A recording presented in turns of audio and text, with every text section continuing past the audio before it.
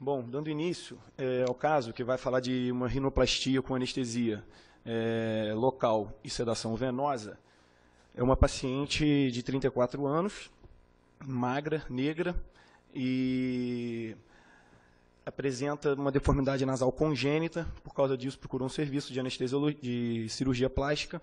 Foi indicado uma rinoplastia para correção da deformidade.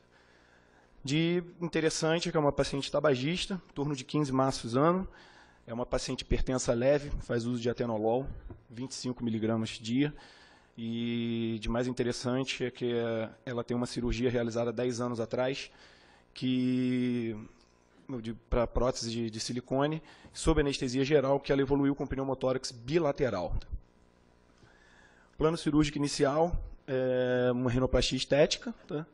E o plano anestésico é uma anestesia local, com bloqueio de nervos periféricos da face, associado a uma sedação venosa, leve a moderada, dependendo do tempo cirúrgico e da necessidade.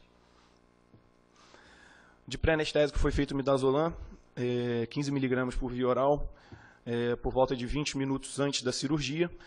E é uma paciente que deu entrada no centro cirúrgico, calma, tranquila, cooperativa e lúcida. Venóclise e monitorização básica, sinais vitais totalmente estáveis, controlados, e uma sedação inicial venosa foi feita com fentanil e midazolam em doses baixas e fracionadas. A seguir, feito o bloqueio dos nervos da face, tanto nasociliar quanto o infraorbitário, bilateralmente, com ropivacaína 0,5%, com 3 ml de infusão em cada sítio puncionado. A manutenção da sedação foi feita com propofol infusão alvo controlada, com um alvo regulado de 0,8 microgramas por ml, variando 0,2 pontos para mais, para menos, dependendo da necessidade cirúrgica. E a infiltração local do nariz foi feita com lidocaína 1%, com epinefrina 1 para 100 mil, no volume total de 15 ml. Sendo que antes dessa infiltração foi feito ketamina S 25 mg por via venosa. Transcorridos mais ou menos 45 minutos da cirurgia, quando todo o plano cirúrgico inicial já havia sido realizado, o cirurgião comunica ao anestesiologista que haveria necessidade da mudança do plano cirúrgico e que haveria necessidade de realizar a fratura dos ossos nasais, tá? E posteriormente colocar o tampão nasal. Nesse momento, a paciente está sedada, levemente sedada, com sinais vitais controlados, e surge a pergunta: o que a gente traça a partir daí? A gente protege uma via aérea ou a gente mantém a anestesia que vinha sendo feita? Foi decidido manter o planejamento anestésico inicial, visto que vinha transcorrendo sem nenhuma intercorrência. 1 minuto após a fratura, aproximadamente, o paciente evolui com queda acelerada da saturação, agitação psicomotora, tosse com secreção serossanguinolenta, aumento da pressão arterial e taquicardia sinusal com aparecimento de algumas extrasístoles ventriculares. Os sinais vitais já começam a se alterar e é solicitado ao cirurgião que faça a aspiração da orofaringe. A aspiração é essa que é ineficaz, a paciente continua com uma piora clínica e o anestesiologista assume o manejo das vias aéreas. A saturação continua caindo, a agitação se acentua e, a partir daí, começa a ocorrer oclusão oral com rigidez mandibular. Os sinais vitais já começam a ficar drásticos e, nesse momento, a paciente tem uma grave dificuldade respiratória. Condutas. Feito 30 mg de propofol em bolos por via venosa, aspiração vigorosa e eficaz da orofaringe na paciente e oferta de oxigênio 100% sob máscara facial associada às manobras de liberação das vias aéreas. A desobstrução das vias aéreas é eficaz, com a paciente retornando à sua estabilidade clínica e hemodinâmica dentro de poucos minutos e toda a agitação psicomotora cessa. Os sinais vitais começam a retornar à estabilidade inicial e, como a fratura dos ossos nasais era o último tempo cirúrgico, tá, o cirurgião finaliza colocando o tampão nasal bilateral e realizando o curativo cirúrgico. O paciente vai para a sala de recuperação pós-anestésica, por onde fica aproximadamente por 45 minutos, e recebe alta para o quarto em ar ambiente, com índice de Aldrich de 10, sinais vitais controlados e estável hemodinamicamente. No dia posterior à cirurgia, o paciente se apresenta lúcida, orientada, sem queixas, eupneica, estável hemodinamicamente e clínica, e é realizado um raio-x de tórax de controle, o qual se evidencia normal. A partir daí, a paciente recebe alta hospitalar. E agora estamos abertos ao debate. Bom, vamos abrir agora para as perguntas. Deise. Oi, Garamboni. Sim, uma pergunta. A partir do momento que a gente não vai ter acesso à via aérea no intraoperatório, e a partir do momento em que o resultado dessa cirurgia ele é eminentemente estético, ou seja, a adaptação da máscara facial no momento de resgate para ventilação pode comprometer o resultado cirúrgico, né? A gente apoia a máscara sobre a face e o nariz e a gente pode estragar o posicionamento final do cirurgião. Então, a paciente entra com um objetivo, que é um formato do nariz, e por uma questão referente a uma intercorrência, ela pode não ter o objetivo dela e isso ser definitivo. Isso é um problema sério, né, o resultado estético na plástica. Eu queria saber, assim, se realmente, tirando a questão do custo, se é uma vantagem a técnica da anestesia local infiltrativa com sedação nas rinoplastias, ainda que sem as fraturas. Lembrar que o paciente tem que ficar ventilando pela boca e, ao mesmo tempo, deglutindo, enquanto está sofrendo fraturas dos ossos nasais, numa situação de sedação que não pode ser profunda o suficiente, porque ele não pode ter depressão respiratória em momento algum. Então, assim, tirando o custo, é tão mais vantajoso assim fazer uma anestesia, uma sedação? Será que não seria mais confortável para ela e para todos da equipe a anestesia geral com controle definitivo da via aérea e a extubação no momento em que se julgasse mais seguro e mais adequado, com a aspiração de todo o conteúdo da via aérea superior? Tá. Alô? Deise, assim, para começar, esse caso clínico ele foi montado, né, com algumas nuances, exatamente para ter esse tipo de discussão. A minha preferência pessoal, sempre que se proceda uma rinoplastia, é pela anestesia geral com o controle de via aérea definitivo, exatamente por isso. Só que a literatura mostra que existem, assim, que a rinoplastia sob anestesia local e sedação ela pode ser feita, desde que se respeite os limites da técnica. E aquela traz algumas vantagens para os pacientes, como menor sangramento, uma alta precoce. Precoce, assim, não gosto de usar esse termo precoce, que parece que é antes do tempo ideal, né? Uma alta mais rápida e diminuição de incidência de náuseas e vômitos como fator principal de retardo, né, na alta hospitalar. Tá? Eu botei esse caso exatamente para ilustrar isso. Assim. Uma das coisas que eu queria mostrar é que nas cirurgias plásticas e no nariz, por exemplo, você tem que ter um entrosamento muito grande da equipe anestésico-cirúrgica. Por quê? Com certeza, esse anestesista ele não trabalhava muito tempo com o cirurgião em questão. Por quê? Se ele trabalhasse há muito tempo, ele poderia antever essa mudança de plano cirúrgico e já iniciar com uma via aérea definitiva. Porque, no meu entender, a fratura dos ossos nasais é uma contraindicação à realização da anestesia local sob sedação venosa. Tá? Então, assim, eu botei esse caso exatamente para isso. Principalmente que nós temos muitos residentes aqui. Então, eles vão sair para o mercado de trabalho e, às vezes, na ânsia de fazer uma anestesia que o cirurgião quer ou por algum motivo qualquer que seja, ele negligencia esse tipo de fato. Tá? Mas a literatura mostra vantagens em se você fazer anestesia local com sedação venosa.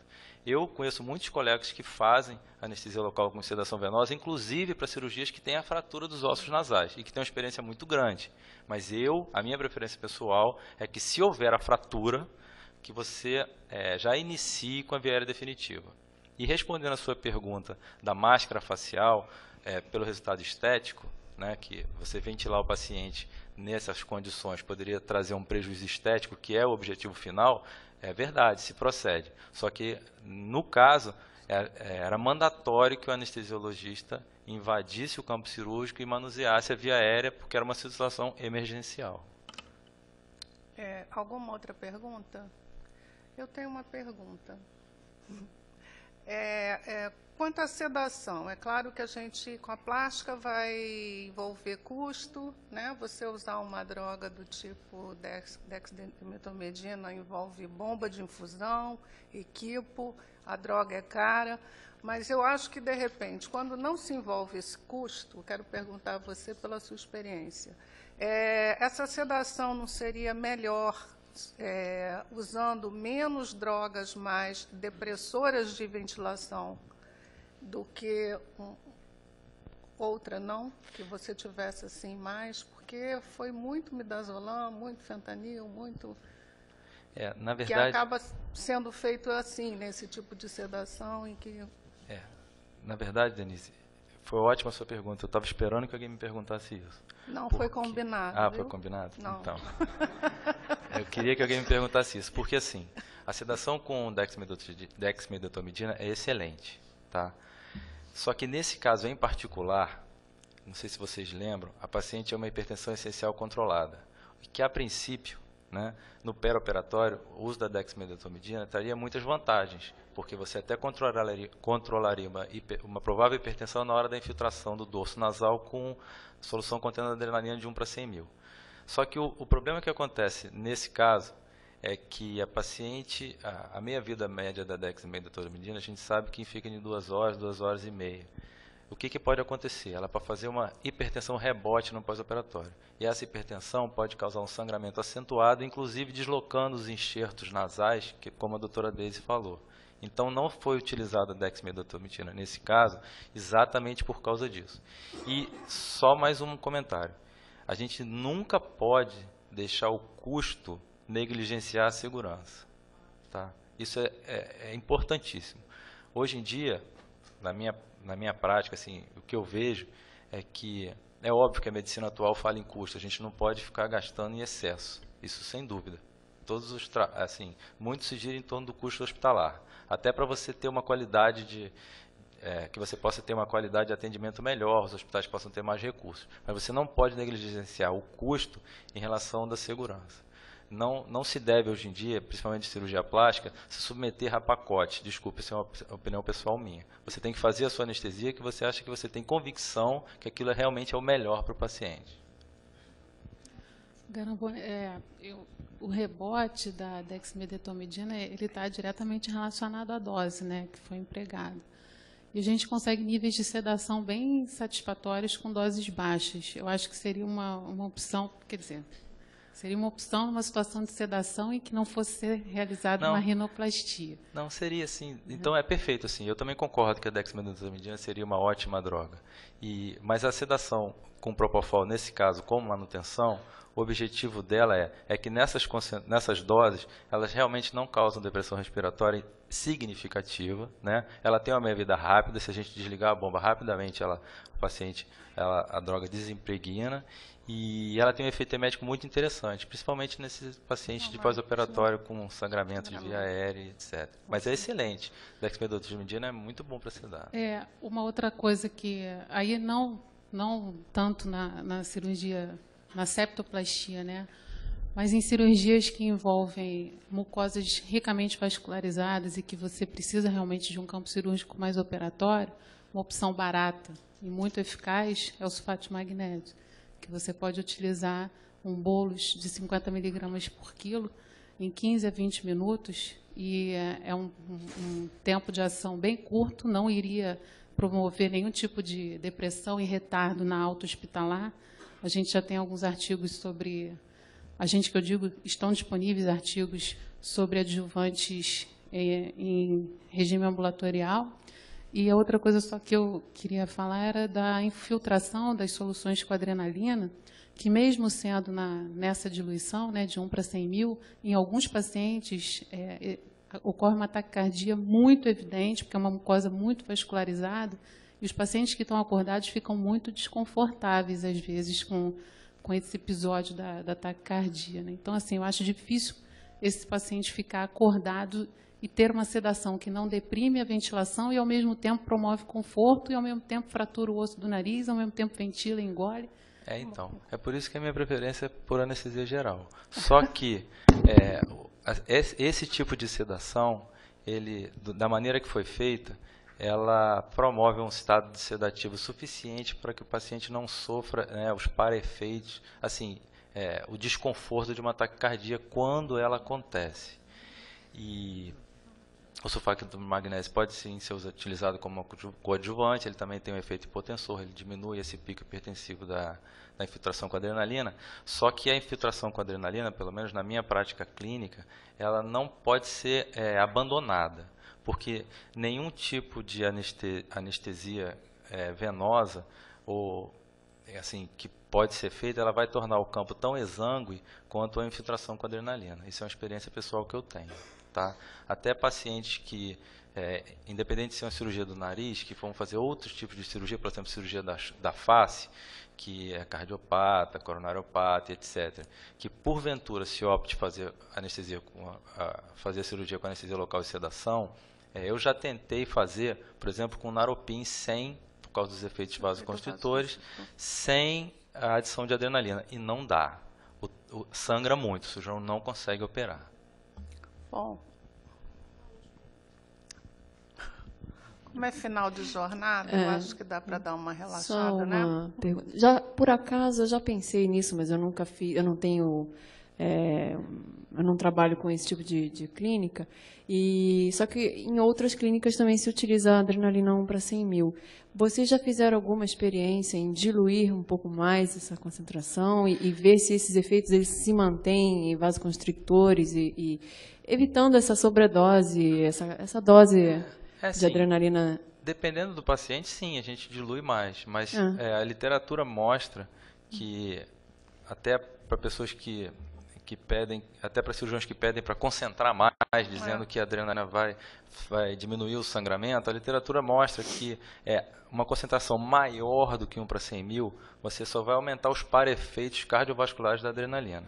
Não é você concentrar... Não, o que eu quero dizer assim, aumentar a diluição. Sim, você pode... para 1 para 200 mil ao invés de fazer 1 para 100 mil, porque me parece desnecessário. O problema é você convencer o cirurgião plástico de que você vai ter um efeito satisfatório com 1 para 200 mil, por exemplo. Porque ele não aceita de jeito nenhum. A paciente pode sangrar por qualquer outro motivo que seja, que ele vai dizer que é porque a adrenalina está diluída. Eu não fiz e não gostei. Essa geralmente não é a marca. Isso aí. Infelizmente é isso que a gente lida.